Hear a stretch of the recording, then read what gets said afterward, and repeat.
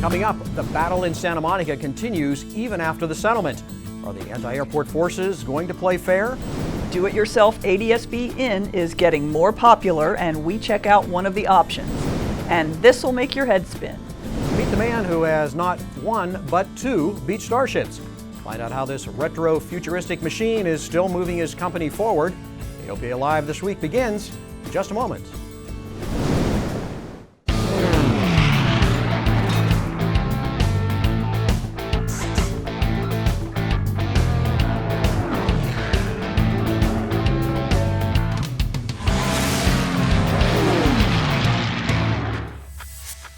Brightline, instruments for professionals.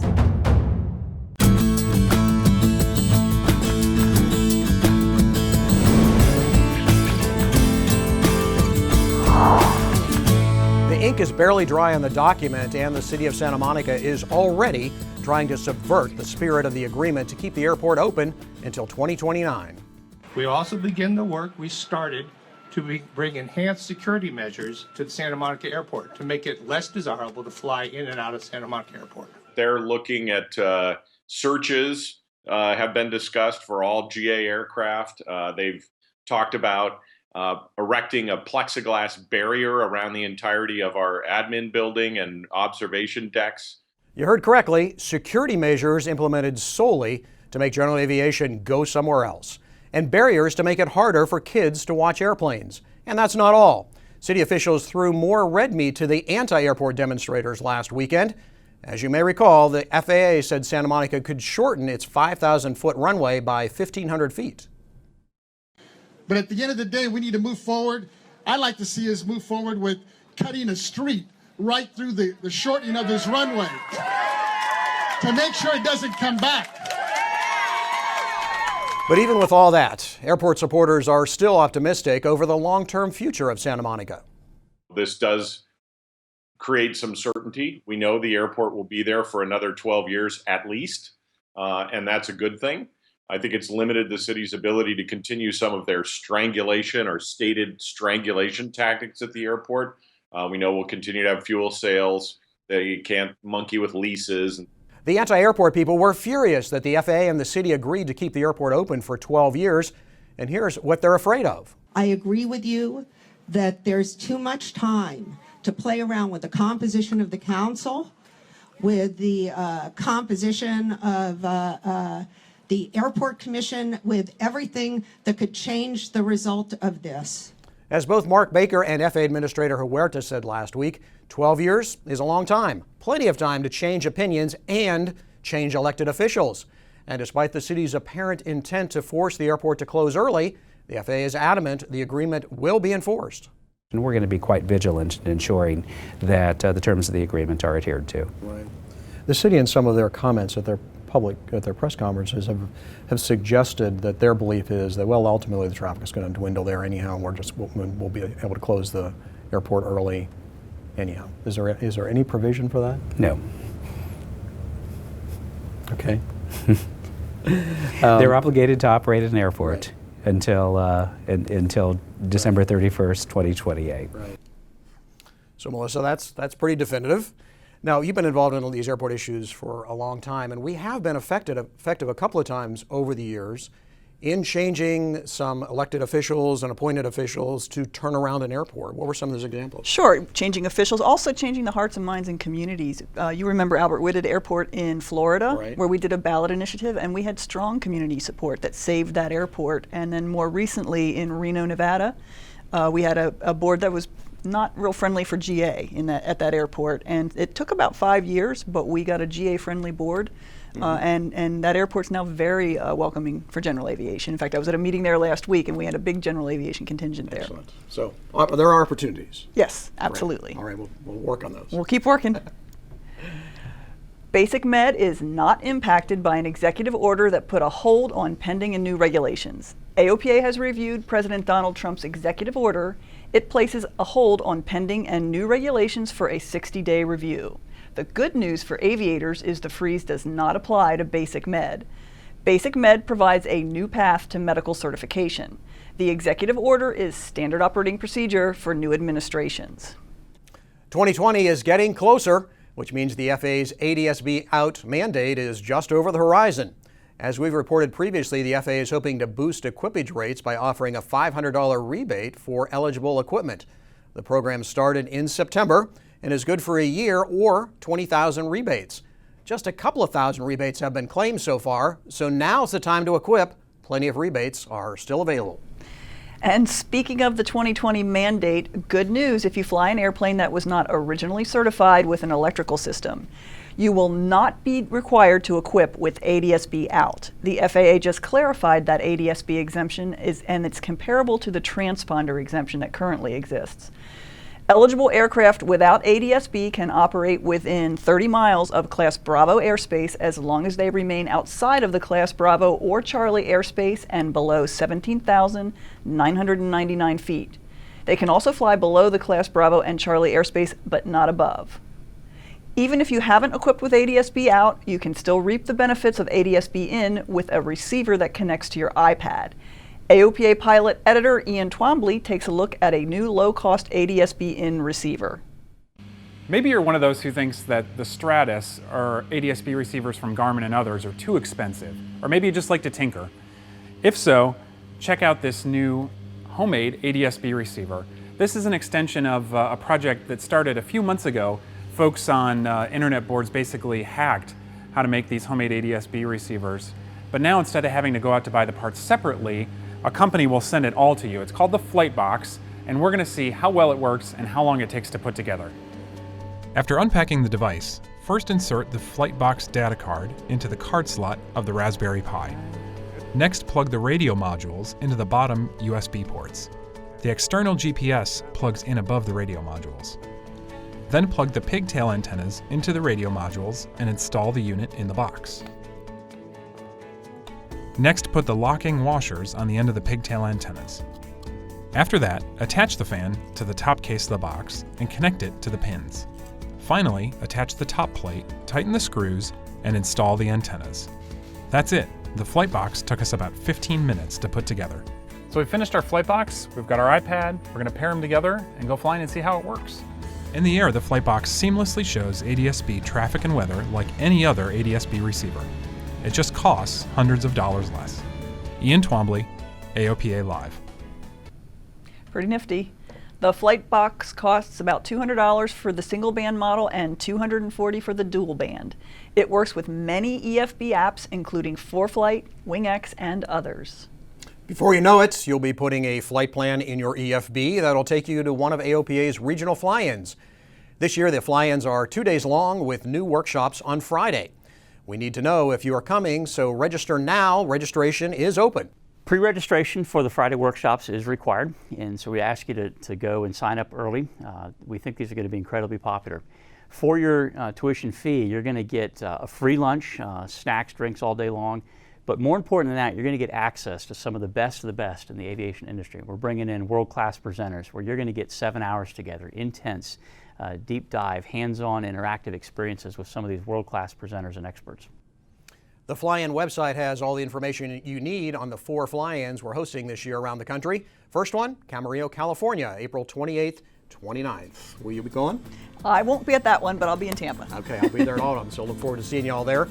When we come back, write me a letter in the sky, the new postage stamp that's all about aviation. And Back to the Future. 3 decades after it was released, the futuristic Beech Starship is still a great airplane. We'll be right back. There are many important things to consider before purchasing an aircraft. Let the experts at Aerospace Reports help guide you through the process. We combine expert knowledge with our long-standing commitment to personalized customer service to perfect your transaction. Learn more at aerospacereports.com. Welcome back. The Red Bull Air Race Series kicks off in Abu Dhabi this weekend. The series pits pilots against each other and a clock in a race for a points championship.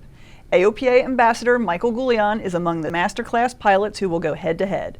The series has 2 stops in the U.S. this year, San Diego in April and Indianapolis this fall. Just in time for Valentine's Day, there's a new stamp from the U.S. Postal Service that honors both love and aviation. The Love Skywriting Forever stamp is out this week. To debut the new stamp, the Post Office employed skywriter George Stinnes to recreate the mark over the skies of Chino, California. We'll let you be the judge. And if you're still looking for a Valentine's Day gift for the pilots you love, a new headset might just do the trick. Lightspeed has a new entry in the market with the Zulu 3. The Zulu 3 is a high-end headset featuring active noise reduction and Bluetooth. The new model has a similar design to the Zulu 2, but features new contoured ear seals, new stronger cables, and a longer warranty. The Zulu 3 costs $850. Night vision goggles are frequently used by EMS and law enforcement in helicopters. But what about civilian airplanes? The FAA granted approval for the Aviation Specialties Unlimited Company to conduct commercial flight operations using night vision goggles in single-engine airplanes. The company makes night vision equipment, trains pilots to fly using night vision, and conducts charter operations. The approval makes it possible to fly into unlit backcountry airports using the technology. There are also a lot of potential safety benefits that come with flying with night vision goggles. Another technology is starting to take its place in general aviation: electric aircraft. With numerous projects in development or already flying, the General Aviation Manufacturers Association has decided electric and hybrid technology is well enough established that it needs standards.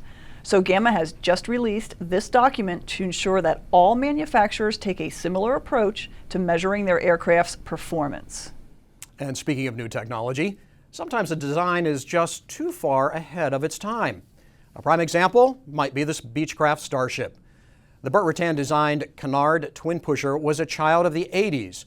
It was the first all-composite certificated business aircraft.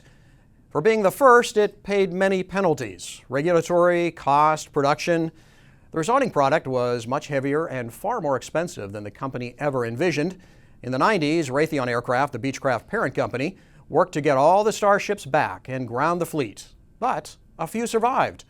AOPA Live's Paul Harrop shows us this technological marvel still flies strong.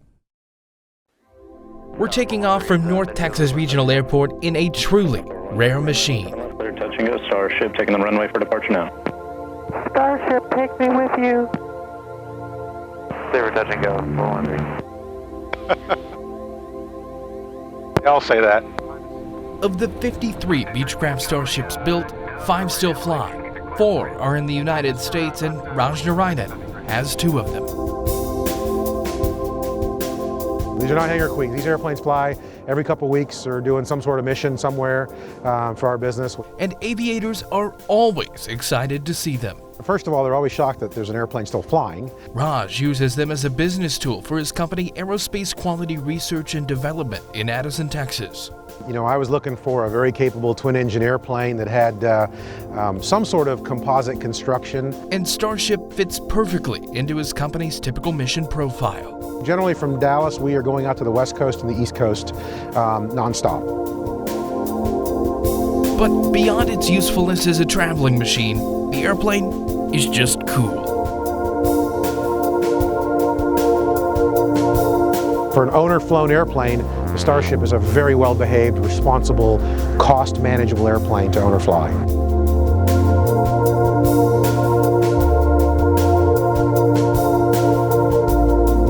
Flies great, flies like any other airplane. It's heavy on the controls. It's classic Beech design. It's a lot of airplane, lots of redundancy, lots of safety. It's built very, very well. It's a very solid airplane, but without boosted flight controls, it's a handful, and you have to muscle the airplane around. The other challenge is maintaining a 30-year-old machine that was light years ahead of its time. Parts are key, and he who has the parts is king. And between the owner of NC-51 out on the West Coast and myself, we've got the lion's share of the hardware on the airplane. Raj and the other owners intend to keep the fleet going long past their lifetimes. The problem with the airplane will be the systems. It'll be the avionics, CRT technology. It will be some of the hydraulics and the pneumatic equipment that we'll have to deal with. But they're stocked and ready to keep the dream of Starship alive. It's been a wonderful experience. It's been a great learning experience. The airplane has been a dream to fly. A lot of people around the country appreciate the airplane, and so we've been invited to share it with a lot of people, and so that's been a really cool experience. And we use the airplane. We really put it to work.